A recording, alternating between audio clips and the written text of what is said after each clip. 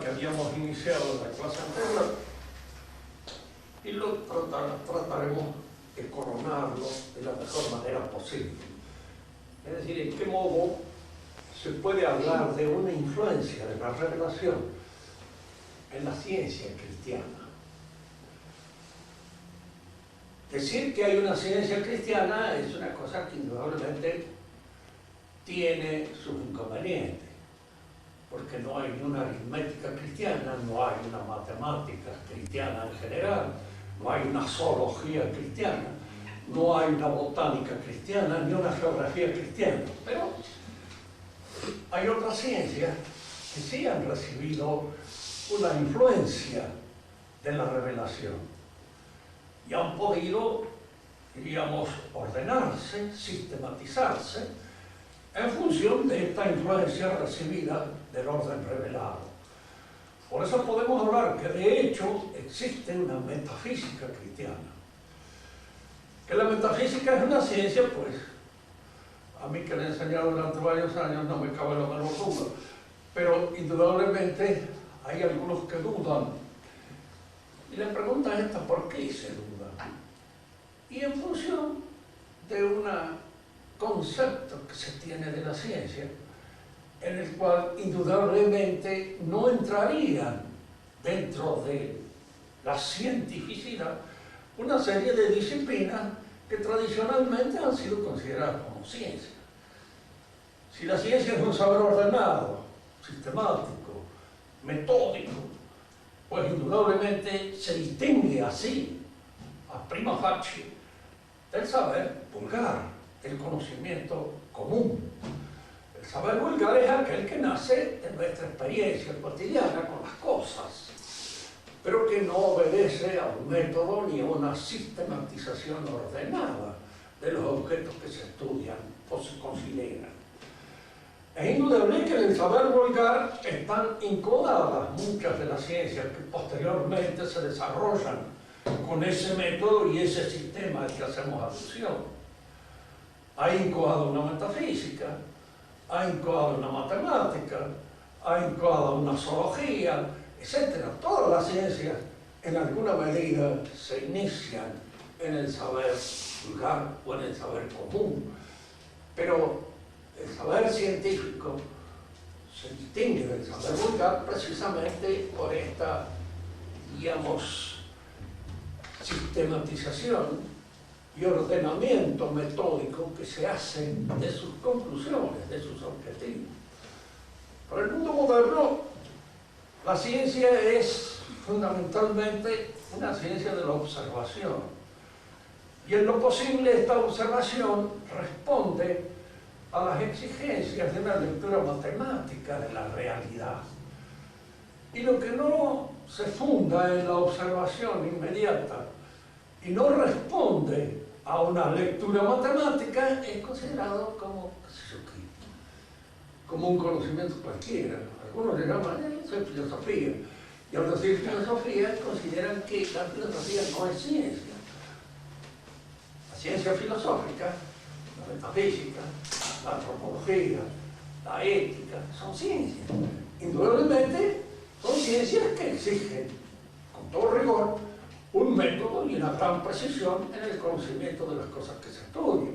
Pero es indudable que no responden, de hecho, a la misma metodología con que puede responder, por ejemplo, una ciencia de la observación, como puede ser la ciencia de la fisiología, como puede ser la biología, como puede ser la zoología, la botánica y la geografía misma, que son ciencias de observación de las cosas. Y en esa constatación de la observación, pues ahí se agota el conocimiento científico, que no se puede observar, pues no es científico. Nosotros tenemos un viejo pleito con el sentido de la evolución en biología. La evolución subsiste como una suerte, diríamos así, de hipótesis llevada a un grado casi de dogma biológico, porque de hecho no se pueden comprobar los objetivos de la evolución. Y en la ciencia biológica lo fundamental es cuando se comprueba, lo comprobable, lo observable, porque no es una ciencia fundamentalmente racional y de tipo deductivo, es una ciencia de tipo inductivo que necesita la observación concreta de los hechos. El conocimiento vulgar, indudablemente, diríamos así, a ojo de buen cubero, y teniendo en cuenta el buen sentido de la gente, se opone a una concepción como el evolucionismo. A un paisano nadie le puede hacer entender que de un animal, un bicho cualquiera, puede surgir otro de otra especie. Que puede surgir un elemento tarado, sí, pero otro de otra especie, superior, así, no lo ha visto nunca. Nunca jamás ha sido observado semejante cosa. Y en el terreno de la observación eso no se da. Ahora, es indudable que cuando se impone esta noción de lo que es la ciencia, todas las ciencias que no responden a este estatuto desaparecen, dejan de ser ciencia. En la actualidad hay muchas divisiones en materia de ciencias, nacidas modernamente de lo que se llama de epistemología moderna.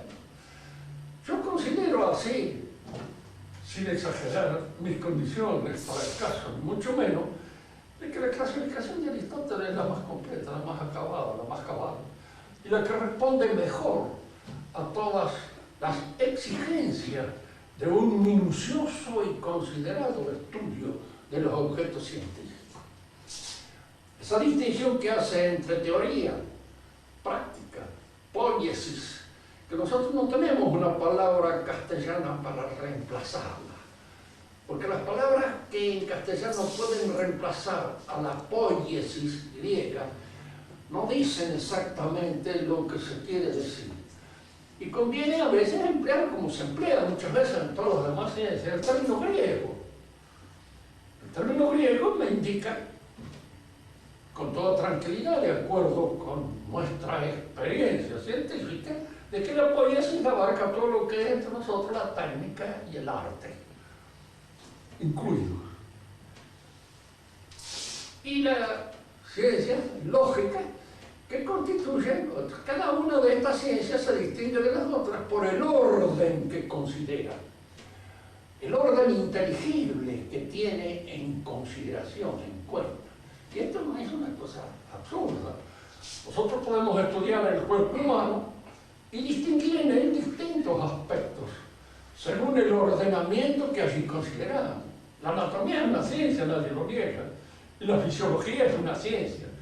Los dos tienen el mismo objeto material, el cuerpo humano, pero se distinguen precisamente en la formalidad que dentro del cuerpo humano cada una de ellas distingue. La anatomía se conforma con una descripción de los elementos constitutivos de ese cuerpo en la autonomía y unidad que cada uno de esos elementos presenta.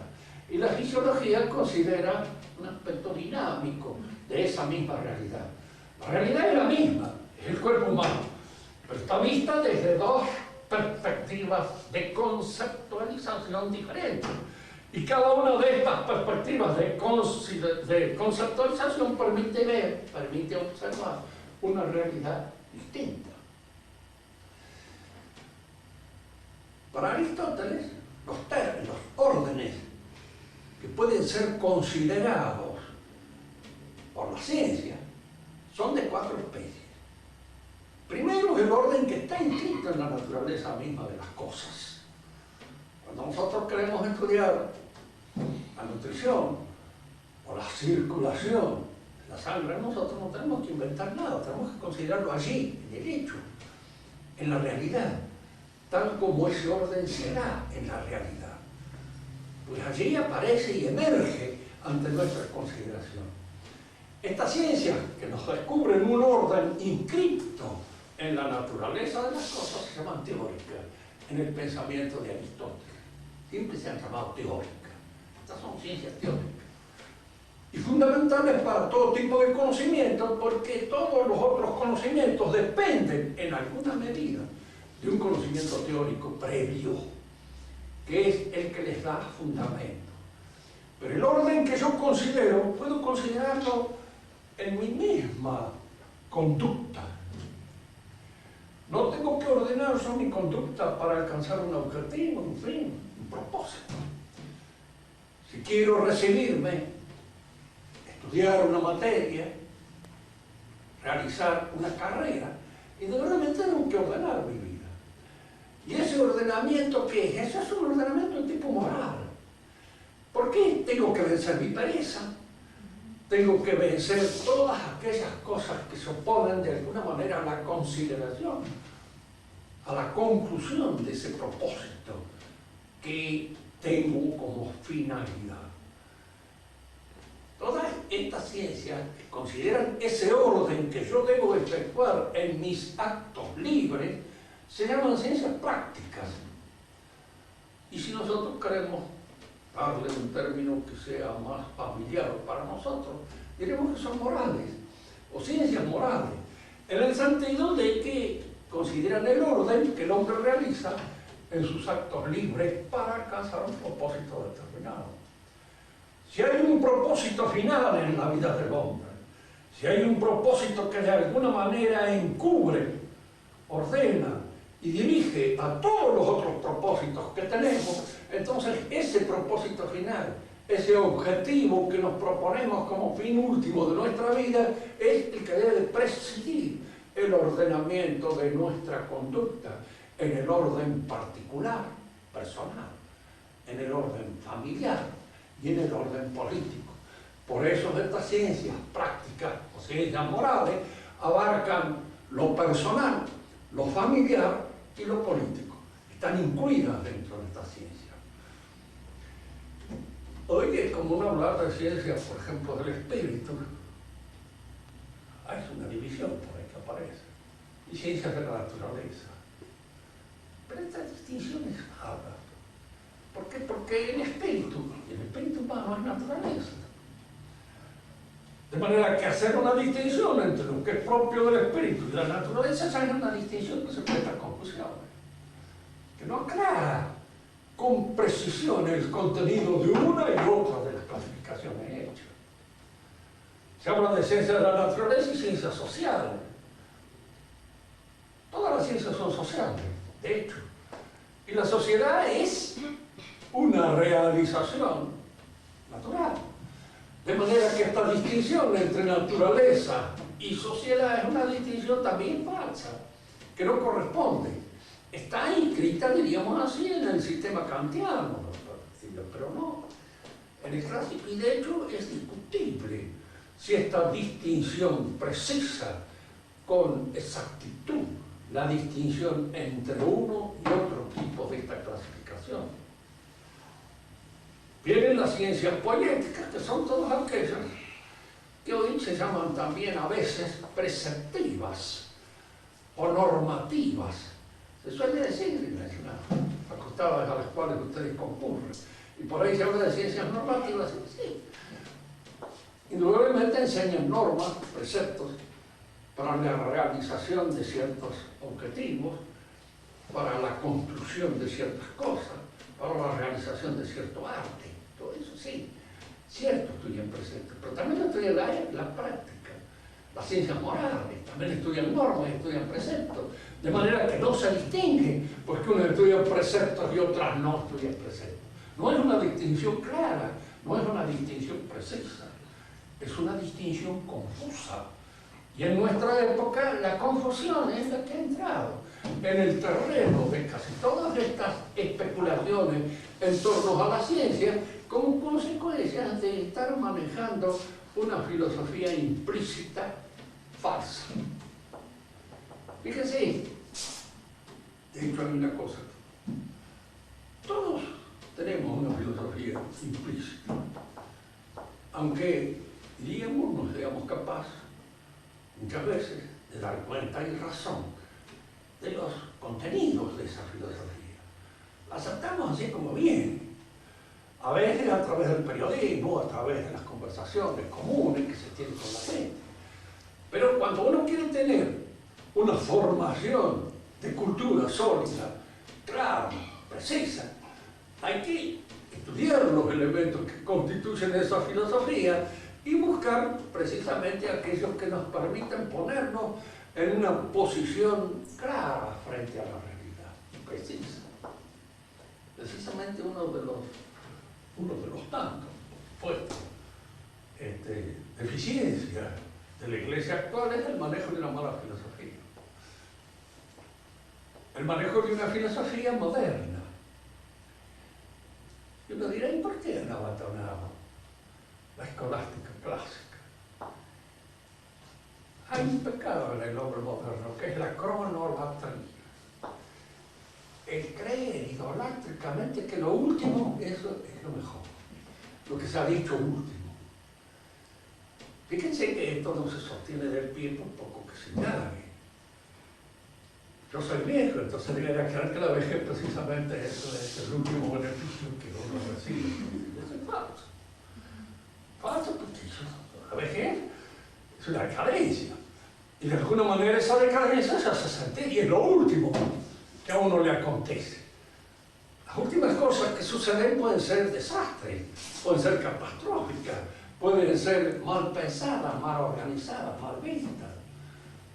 De hecho, la filosofía moderna nos indica a nosotros, no, bueno, pero fíjense que el pensamiento moderno ha tenido los grandes éxitos de la técnica moderna, y eso es cierto.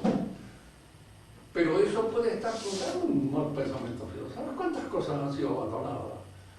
Han sido, diríamos, olvidadas y han sido de alguna manera abusivamente dejadas de lado, que ya no se tienen más en cuenta, en cierto modo embrujado por este éxito que tienen las técnicas modernas. El otro orden, además del poético, que constituye el arte, constituye toda la técnica, es el lógico. El orden que realizamos en nuestros pensamientos para formar nuestros juicios, para formar nuestros razonamientos y para formar nuestras argumentaciones. Tenemos que ordenar el pensamiento y a eso se ha llamado lógica siempre. O se lo puede llamar también, si se quiere, dialéctica, con un término más moderno, pero que no abarca toda la realidad que tiene la palabra lógica. No hay, pues, lo que podríamos llamar muchas disciplinas científicas a las cuales se les puede aplicar el término de cristiano. Pero la metafísica sí, porque la metafísica ha recibido del cristianismo ciertas informaciones, ciertas nociones que no se conocían. Por de pronto, esa que habíamos señalado en la clase anterior, el mundo está creado, es creado. Entonces, ese es un mundo, es una realidad que está sostenida por el pensamiento y la voluntad divina. Nosotros somos en el pensamiento y en la voluntad divina. Somos ahí. Nosotros podemos, en una indagación haciendo uso de nuestra inteligencia, probar esto. Indudablemente que sí. Y ahí precisamente es donde se juega el valor de una auténtica metafísica. Es muy fácil decir, mire, no, la metafísica no existe. Así se saca el problema de encima y se acabó. Como he dicho en otros días, es una actitud completamente imbécil. Y al decir imbécil empleamos bien la palabra, porque es una actitud que no es perfecta, no está acabada, no está concluida. Necesita, diríamos, apoyo en otras cosas. Y por eso, al ser desfalleciente, le podemos aplicar el término de imbécil con toda tranquilidad. Pero así como la revelación nos ha dicho algo acerca de la realidad de lo que es verdaderamente Dios, y Dios está en el fundamento de todas las cosas. Nosotros a veces, en uso de nuestra inteligencia, se nos mete siempre una noción que surge de la inteligencia, que es la nada. La nada no existe, no es. Por eso es nada, no es. Y entonces, si no existe, nosotros no podemos partir de la nada como si existiera, como si fuera una realidad. No hay una realidad. En el fundamento está Dios, el Espíritu. Pero como cuando nosotros tenemos una experiencia del mundo que entra por los sentidos, lo que no entra por los sentidos para nosotros se nos aparece así, a prima facie, como nada. Lo que no tiene peso, ni consistencia, ni tiene, diríamos así, volumen, es nada. Es como si fuera la nada. Pero ese término nada es un término que es usual en nuestra dialéctica. Tiene una realidad puramente lógica, pero no tiene una realidad real, efectiva, fuera de nuestro entendimiento. Decimos que no hay nada cuando aquello que buscamos no está en su lugar, no está aquí, pero nunca podemos señalar la nada como si realmente existiera. Uno dirá, bueno, pero ¿a quién se le ocurre pensar que la nada es nada? Yo leo a veces en la dialéctica de Carlos Marx que, por ejemplo, él cuando establece una contradicción entre dos términos, como por ejemplo negro y blanco, hombre, mujer, nada y ente, o algo, está empleando la nada como si esto fuera una realidad efectiva, que pudiera oponerse a otra. No se puede oponer. Lo que existe en el principio y lo que es el logo, Dios. En el principio era el logo, dice el Evangelio de San Juan, de entrada. Es decir, es el pensamiento. Y es en este pensamiento donde se estructura toda la realidad. Lo que yo soy es aquello que soy en el pensamiento divino. Y como yo, igual que todos ustedes, no sé muy bien lo que soy, a pesar de que llevo 82 años frecuentándome diariamente y no he alcanzado todavía a comprender bien para qué sirvo ni qué es lo que soy, esto aparece siempre entre nosotros como misterio. Y aquí es donde nosotros tenemos que elegir entre el misterio o el absurdo. Pues somos un misterio, somos algo. Es decir, un misterio que de alguna manera Dios lo conoce y lo penetra en toda su plenitud, pero que nosotros ni lo conocemos ni lo penetramos en toda su plenitud. Por eso nos quedan tantas cosas oscuras en nuestra existencia que no podemos ver con claridad. Pero así como hay en la revelación aspectos que se refieren al orden metafísico, al orden real, hay aspectos que se refieren al hombre. Y esto también hemos hecho nosotros una referencia en nuestra clase anterior. El hombre es una naturaleza caída. Esto lo sabemos por revelación. ¿Y qué es una naturaleza caída? Pues es una naturaleza que no tiene la plena o el pleno dominio de su propia realidad. Y consúltense ustedes mismos. ¿Cuántas veces pierden la cabeza? ¿Cuántas veces hacen cosas que no querían haber hecho y que no debieran hacer y las hacen, sin embargo? ¿Cuántas veces las domina la cólera y dicen pavadas que no debían haber dicho? ¿Cuántas veces, diríamos, perdemos ese dominio de nuestra propia realidad? Por miedo, por cólera, por abandono, por pereza, por cualquier otra cosa. Y entonces esa naturaleza se ve que se nos escapa un poco de la mano. Y a eso es lo que la tradición llama la naturaleza caída. ¿Por qué es caída? Porque no está en la rectitud con que debiera estar. No la poseemos con la plenitud con que la debiéramos poseer. Y entonces por todos lados se nos dispersa, se nos escapa, se nos evade, se nos va de las manos. Y este írsenos de las manos, nuestra propia realidad, esto es precisamente el carácter caído que esa naturaleza tiene. Cuando el hombre es contemplado ahora desde esta perspectiva de su naturaleza caída, es una perspectiva nueva. El hombre antiguo tenía el barrunto, porque indudablemente el hombre antiguo, el pagano, había recibido una tradición que se remonta a la revelación primitiva, que se remonta a la revelación hecha por Dios a Adán en el paraíso.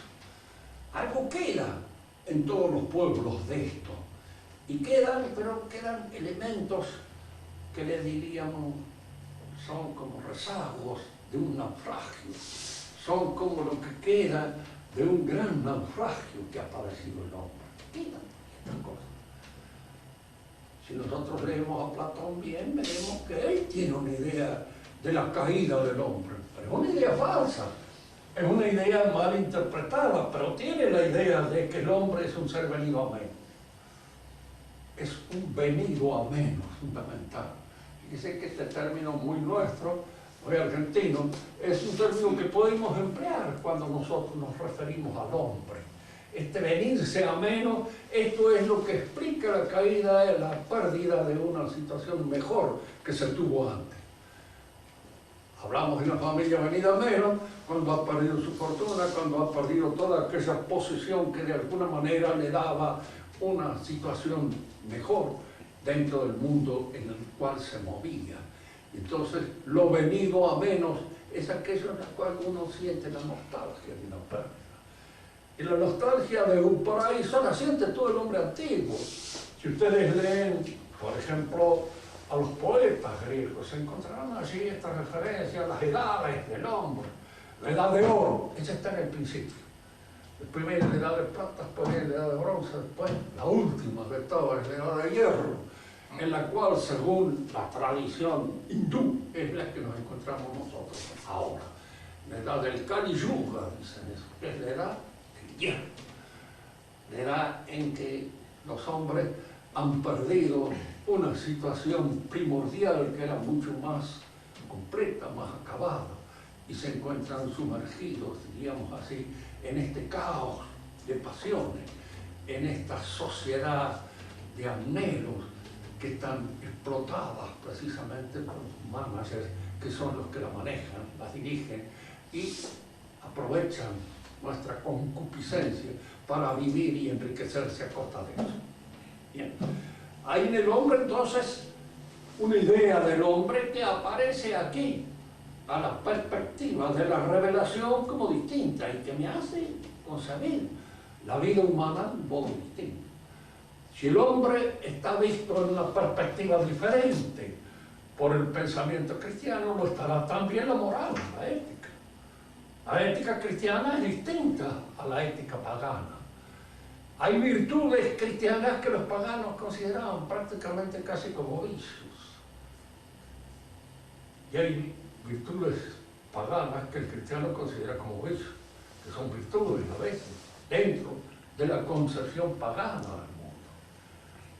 De cualquier modo, la moral que nosotros hemos estudiado en los paganos, en Aristóteles, es la que de alguna manera nos sirve a nosotros de estructura para poder estudiar nuestra propia ética, nuestra propia moralidad. Pero en la apreciación de ciertos gestos, de ciertas actitudes que el cristianismo auspicia, el pagano vio en ellas desde el principio cosas que iban contra, diríamos así, el orden público. La acusación que va a hacer Celso a los cristianos y que refuta en alguna medida San Agustín en su libro de la ciudad de Dios es este tipo de refutación. Los cristianos han introducido en el mundo ciertos elementos que traen como consecuencia inmediata e inevitable el desorden, la anarquía. Esa era la acusación pagana.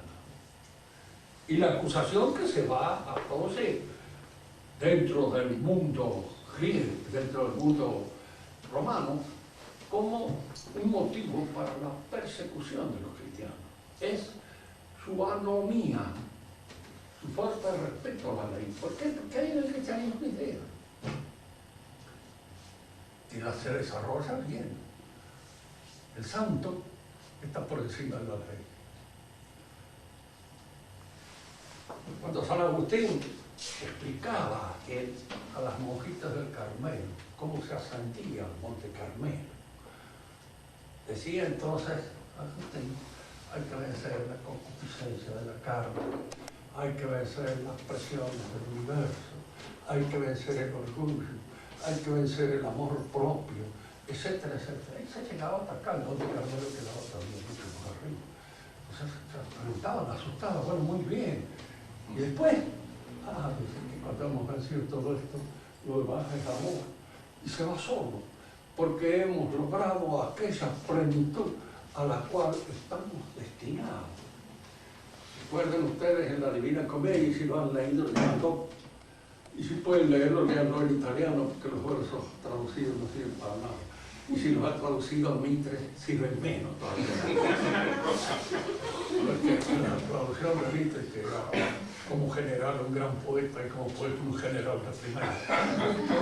A ver, hay en él una serie de deficiencias, ¿no? Pero cuando entra en el purgatorio, Dante tiene que atravesar el arroyo de fuego.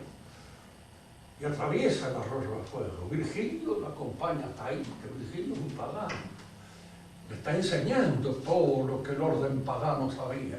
Pero una vez atravesado el arroyo de fuego, Virgilio le dice, bueno, ahora te corono y te mitrio.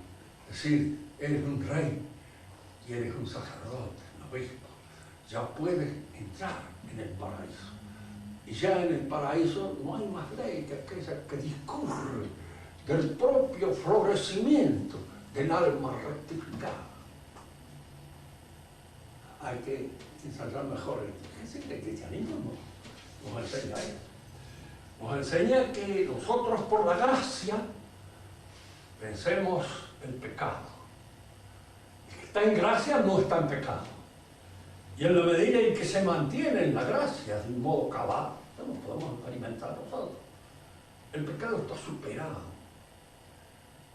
Fíjese, no la tentación, ni la posibilidad de volver a caer, que en nosotros siempre es constante y nos acompaña como una sombra fiel, constantemente y permanentemente, y así nos tira de las patas y volvemos a caer otra vez nuevamente en el pecado en el cual caemos habitualmente. Y los pecados son hábitos malos. Y al decir que son hábitos, que decir son malos, que aquellos nunca. Uno debe conocer cuál es su gusano roedor.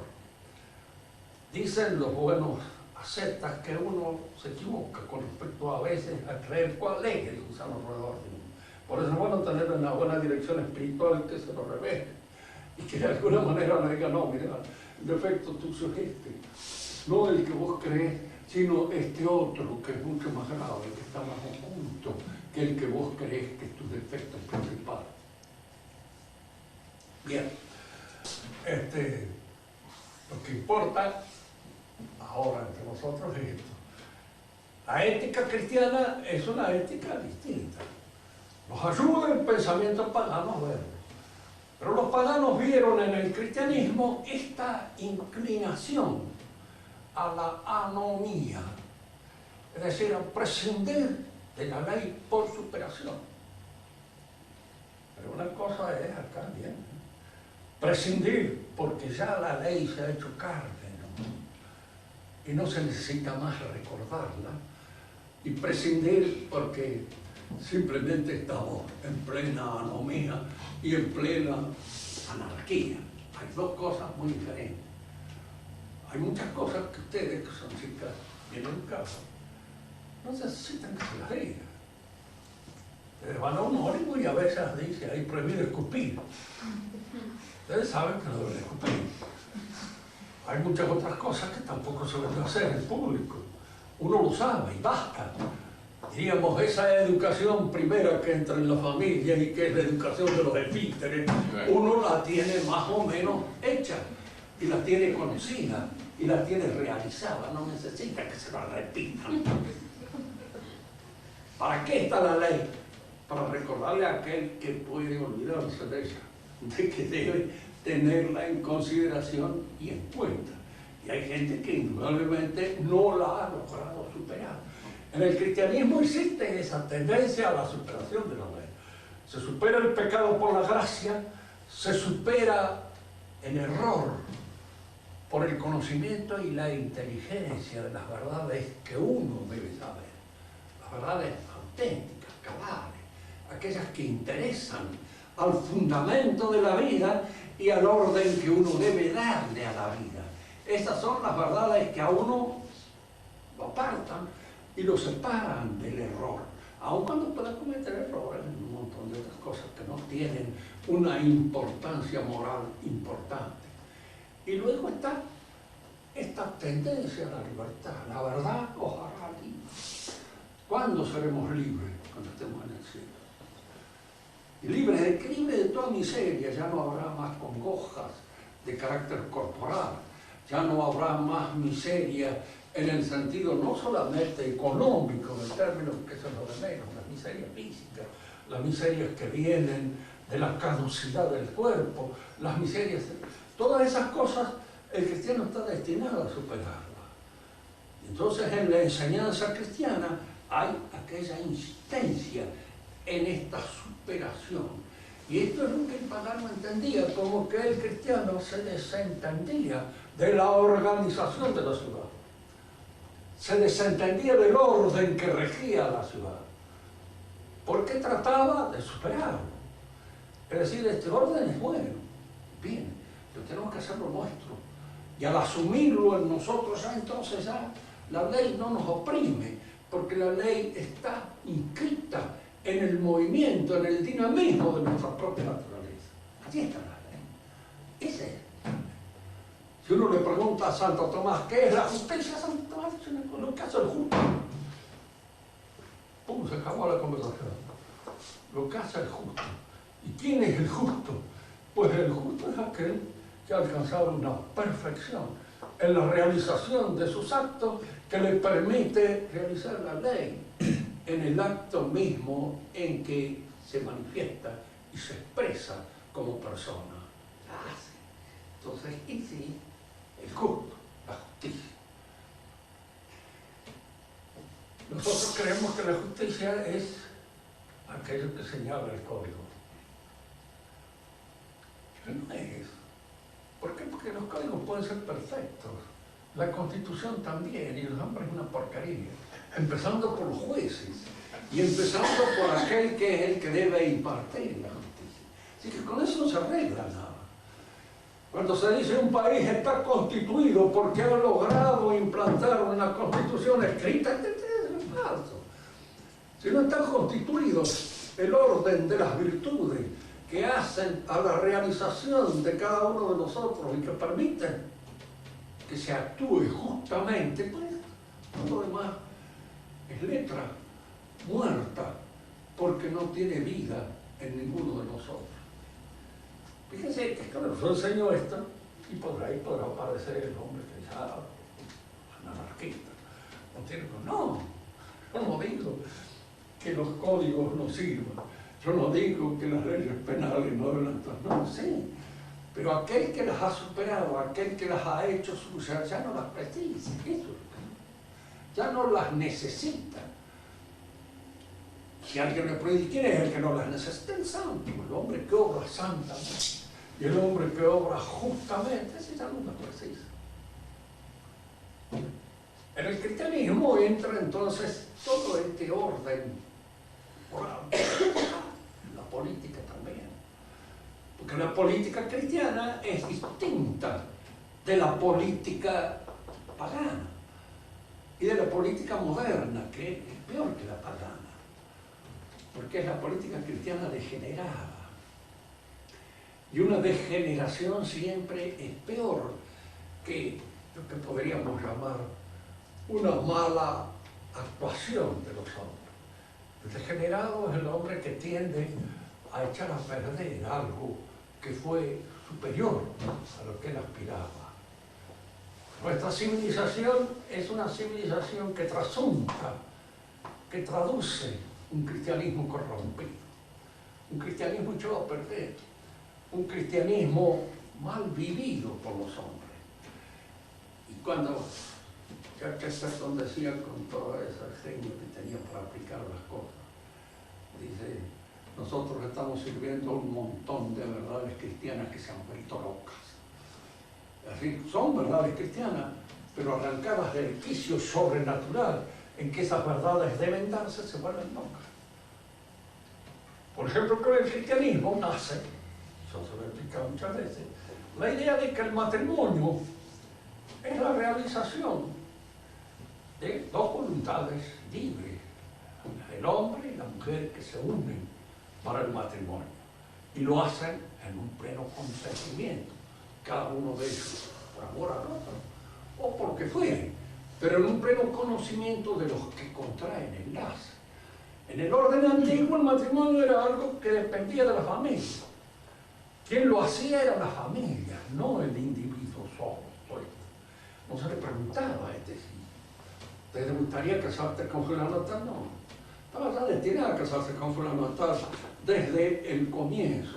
Y el otro estaba destinado a casarse con él por razones de orden familiar, que podían ser razones buenas, o razones mediocres, o razones sórdidas, malas, porque cuántas veces se casado dos personas porque de esta manera lograban redondear el lote que tenían en tal parte, y como esta chica tenía parte del lote por herencia familiar y este otro tenía otra parte, convenía que se unieran las dos partes.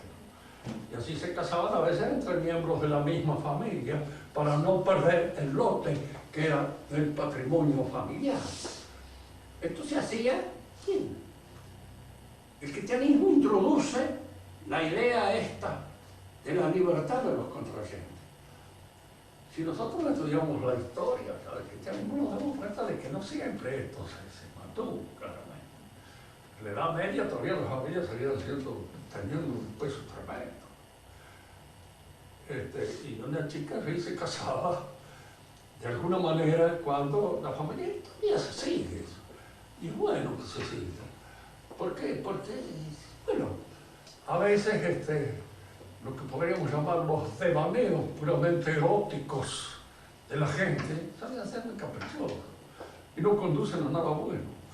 Es decir, que traen como consecuencia, entonces es bueno que la mamá y el papá examinen los antecedentes del candidato y de alguna manera den su aprobación o su no aprobación, pero que esté fundada en algo.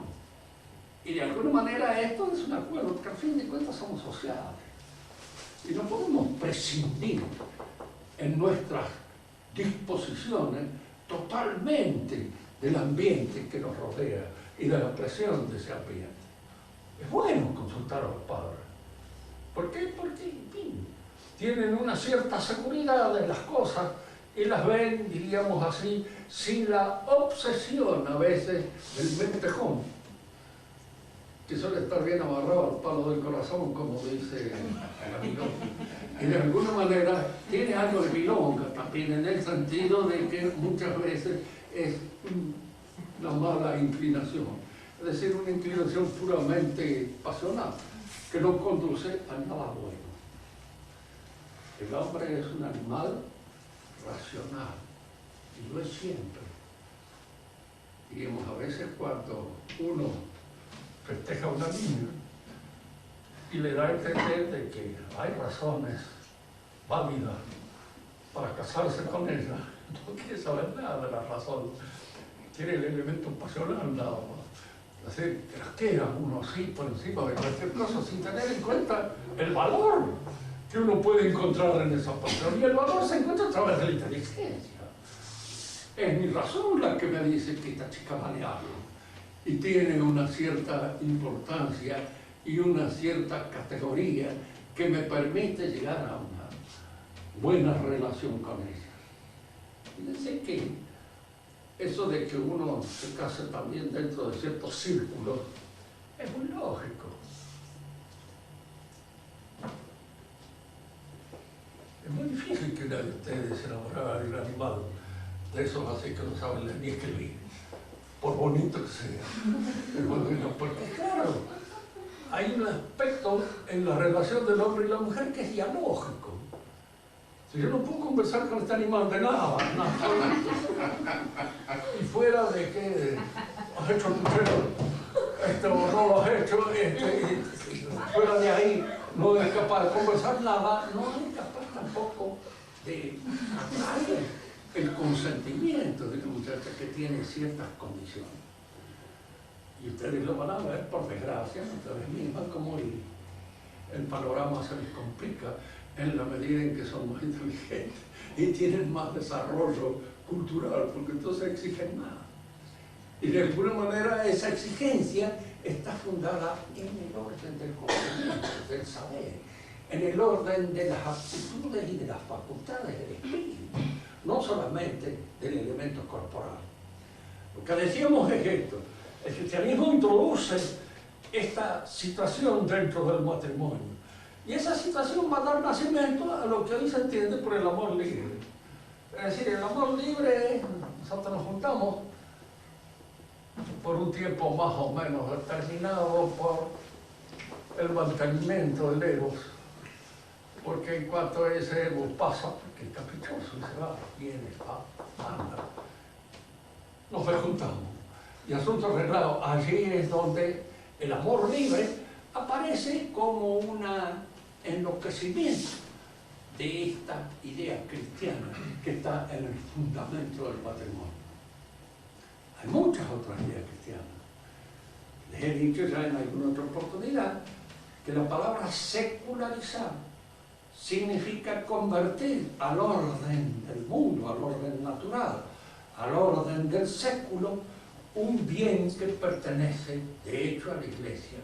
Pero esto no sucede solamente con los bienes materiales, con los edificios, con los, diríamos, con los colegios, sino que también sucede con los principios espirituales. Hay principios que se secularizan, y al secularizar se pierden precisamente aquella dimensión espiritual, sobrenatural, que le da el sentido dentro del cristianismo, al convertirse en una cosa puramente natural y puramente laica, secularizada. Si alguna vez preguntaron a uno, dígame, ¿la educación debe ser cristiana o no debe ser cristiana? Para un cristiano, una educación que no es cristiana tiene sentido. Es absurdo. ¿Qué significa? Que yo saco a Dios de mis conocimientos, no lo tengo más en cuenta. He perdido lo fundamental en el orden del saber de mi vida, para dedicarme pura y exclusivamente a lo que es accidental, a lo que no tiene nada más que un valor, diríamos, accidental, pasajero, y se va. La educación debe ser cristiana, tiene que ser, y lo tiene que ser todo el orden político en el cual se inscribe la actividad del hombre. Porque el orden político es un orden moral, y un orden moral no funciona si el hombre desconoce cuál es aquel fin para el cual está destinado, para el cual está hecho, y en función del cual debe ordenar toda su existencia. El gobierno debe conocer este fin, si lo tiene que conocer. Y si no lo conoce, es un mal gobierno, desde ya pueden decirlo con toda seguridad. Que nosotros vivimos en un mal gobierno desde hace ya unos cuantos años, no les quepa la menor duda. Vivimos en malos gobiernos.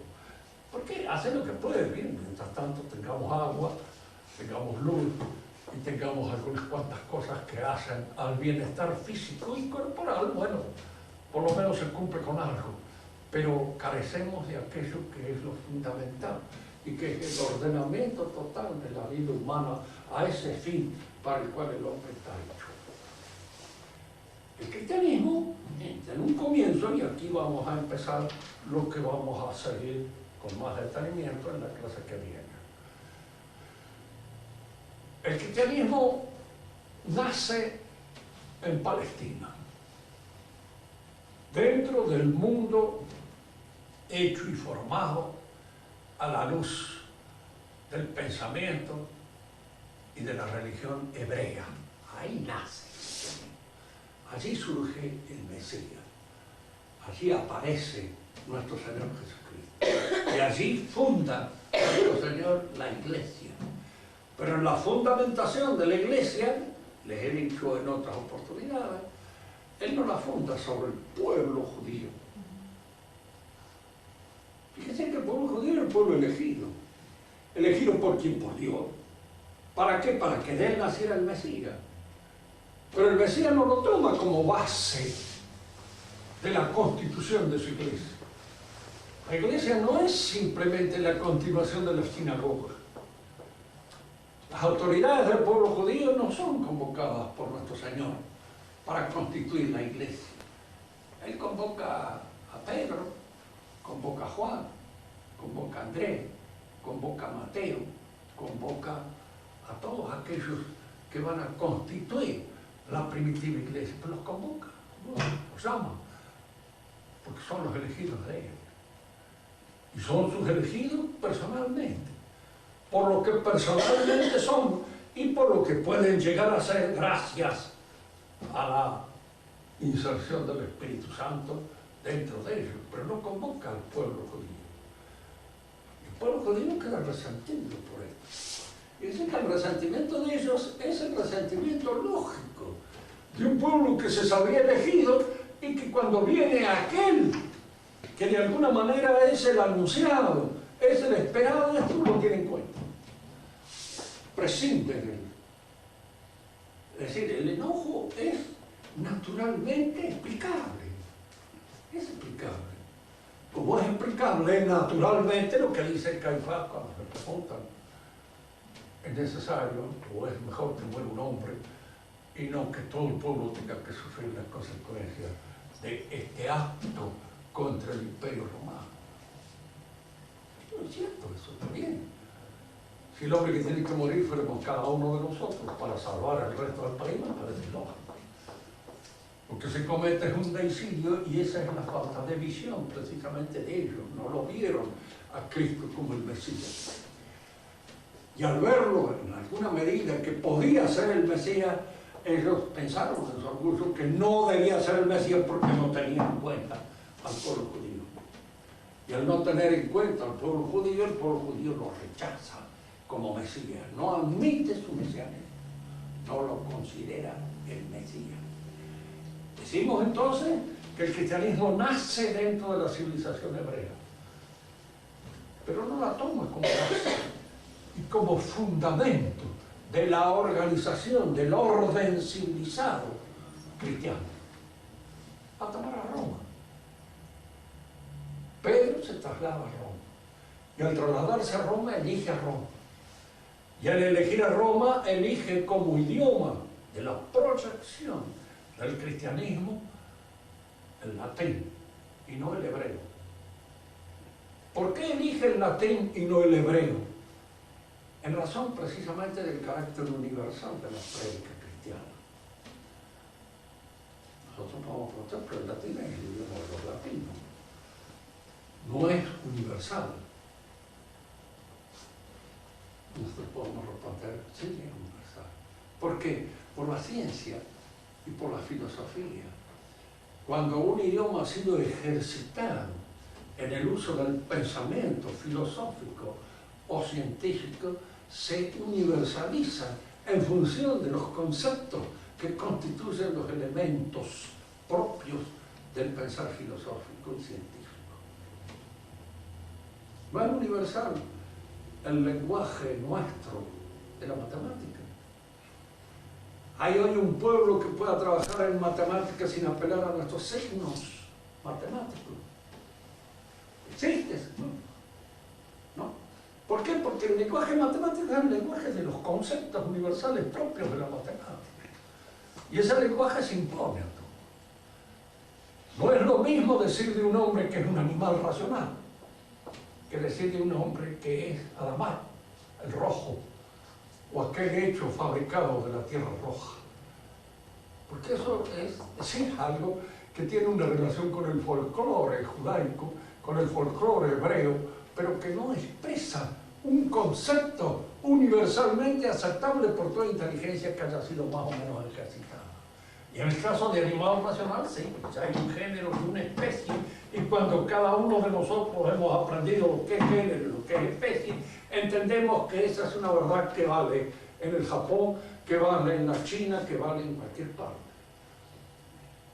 Digo esto porque hay una tendencia también en este irenismo propio de la iglesia de hoy a considerar que todos los idiomas valen. No. ¿Por qué? Porque hay idiomas que tienen toda una ejercitación intelectual que intrínsecamente diríamos así, los graba, que intrínsecamente perfecciona ese idioma y otros que no. Muchas veces les he dicho, yo no conozco ninguno indígena, pero me parece muy difícil que en guaraní se pudiera explicar una clase de esta naturaleza. En castellano sí, porque es latín.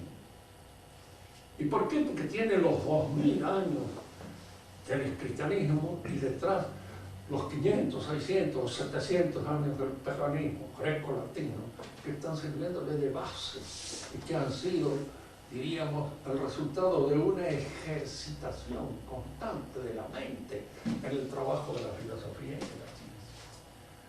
Por eso, el latín fue el idioma que la Iglesia aceptó.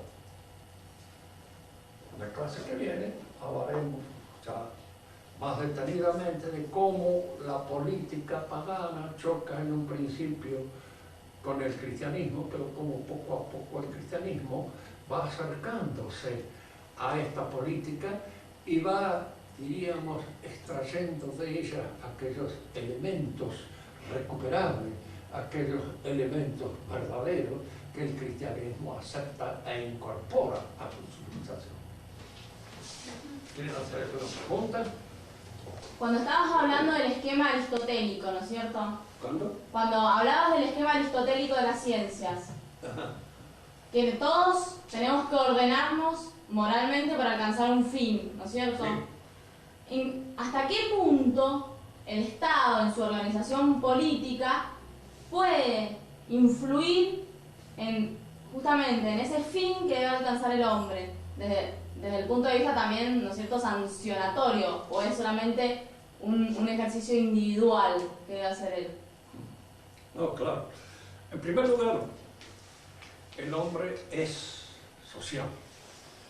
Y al decir que es social, queremos decir que el desarrollo de su inteligencia y de su conducta es siempre dialógico. Está influido por el medio en el cual vive. Eso significa el diálogo permanente. El diálogo no significa solamente el hablar. Tu mamá te educa de una manera, te ha dicho que hagas esto, que hagas el otro, que te portes de este modo, que te vistas así, que te solucionas. Bueno, todas esas cosas forman parte de lo que constituye tu realidad personal. El Estado también contribuye a eso, porque un Estado que favorece la anarquía, que favorece el despatarro, que favorece todo aquello que significa el triunfo de la inmoralidad y de la indecencia, eso le favorece. Nosotros vemos cómo a través de nuestro Estado, todos los diarios están siempre permanentemente interesados en convertirlas a ustedes en unas atorradas. Siempre, ¿sabes? Si ustedes no le hacen caso, es puro mérito de parte de ustedes. Ahora, entonces aquí es donde hay que sacar las conclusiones. En una sociedad mejor polizada, es menos mérito portarse bien, porque todo el mundo se porta bien. Y al comportarse bien casi todo el mundo, uno no recibe nada más que buenos ejemplos de todos los costados. Y entonces es más fácil vivir de una manera decente y santa. Y en una sociedad como la nuestra, que vive precisamente empeñándose en echarlas a perder, en arruinarlas, decirle desde el chiste que la virginidad produce granito hasta cualquier otra cosa, ustedes están constantemente asediados por esta sociedad nuestra que conspira contra los buenos costumbres, contra los buenos usos, ridiculizándolo, poniéndolo como absurdo, indicándoles que son antinaturales y una serie de otras cosas que ustedes lo leen en el diario todos los días. No aparecen por ahí las maricas que se quieren casar. Y entonces la pregunta es, ¿por qué no se pueden casar? Y eso, ¿no? También uno dice, ¿por qué no constituyen el matrimonio? Si es por la voluntad, la buena voluntad que pongan ellos no los va a hacer madres de ninguna manera. Por muy bien dispuestos que estén. ¿No? ¿Por qué? Porque en el fondo no son mujeres, son hombres. Entonces el casamiento naturalmente está compuesto de un hombre y una mujer. Pero todos los días el diario nos saca una cosa de esa. Y entonces poco a poco van ablandando las posiciones en política. ¿Y esto está auspiciado por el gobierno? Claro que sí. Que no. ¿Quién manda en un país? Indudablemente que nos manda el cabezarrucho ese que se la rúa con la oreja. Y los que mandan son otros. Y los que mandan son la gente que tienen y manejan la plata. Y los que manejan la plata les interesa el vicio. Sí.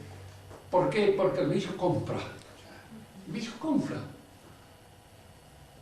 Un individuo que necesita muy pocas cosas es un desgraciado, un atentatorio contra la verdadera sociedad de consumo en la cual nosotros vivimos. No le importa el auto, no le importa esto, etc. En cambio el vicio compra. Hay que adornarse para el vicio, hay que vestirse para el vicio, hay que... Y todas esas cosas están sufragadas por la gente que maneja los estados y que en alguna medida les interesa el mantener en constante vilo a esa corrupción, porque esa corrupción es la que da vida a toda la industria del vicio. Pero si nosotros tuviéramos algo para trabajar y suprimirlo, ¿qué nos costaría? Así que no quisiera ver, porque entonces se cerrarían tantas cosas. Tantas industrias desaparecerían y habría una desocupación espantosa de gente que vive del vicio. Son cosas que se dan en el mundo y entonces estas favorecen el continuar en esta manera, en esta maquinaria de producir para exacerbar las concupiscencias y exacerbar la concupiscencia para que la producción pueda tener salida. No la tienen. Estos son peritos los norteamericanos y de manera son los que están en este proyecto de globalización, pero no son los culpables de ellos. Ustedes nunca se olviden que entre el que compra a uno y el que se vende, el más roñoso es el que se vende.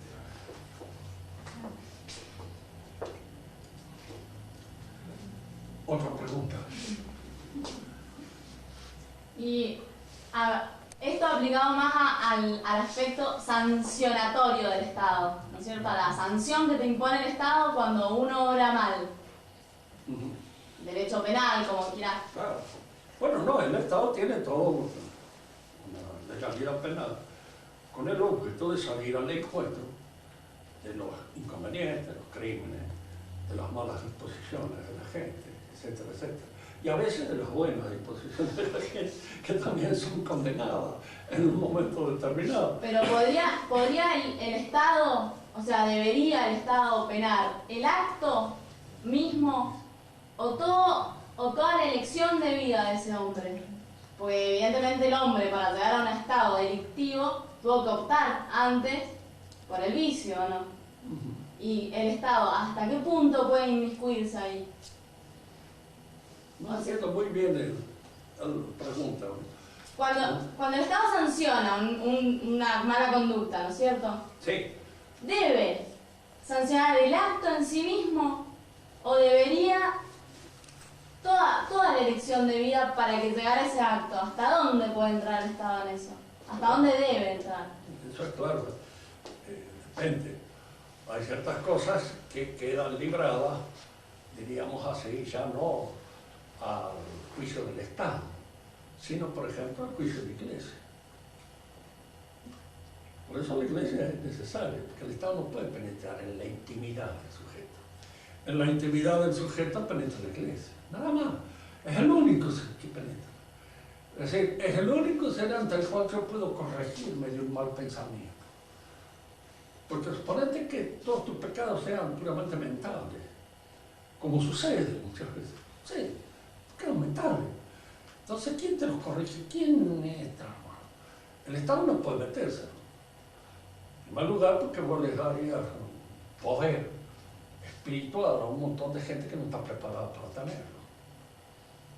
El que está preparado para tenerlo es aquel que no solamente ha estudiado lo que corresponde, sino que en cierto modo tiene también en él la retención es suficiente como para no usar abusivamente ese poder. Vos te confiesas y el sacerdote no puede ir y decirme, no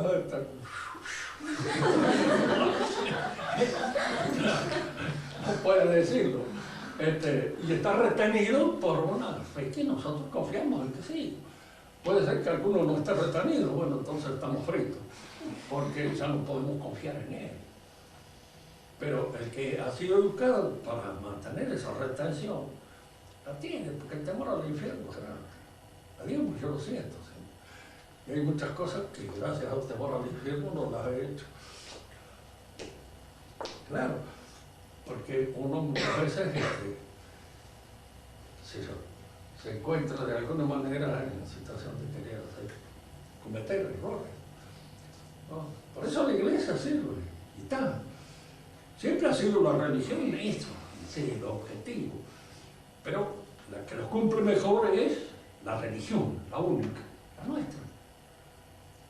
Y las otras no se preocupan mucho por eso. El Corán es de una amplitud tremenda para los vicios que uno pueda tener. No le importa mucho. De manera que uno lo deja vivir tranquilo, feliz, en compañía de sus buenos vicios. Bueno. Nos tocaba desarrollar un tema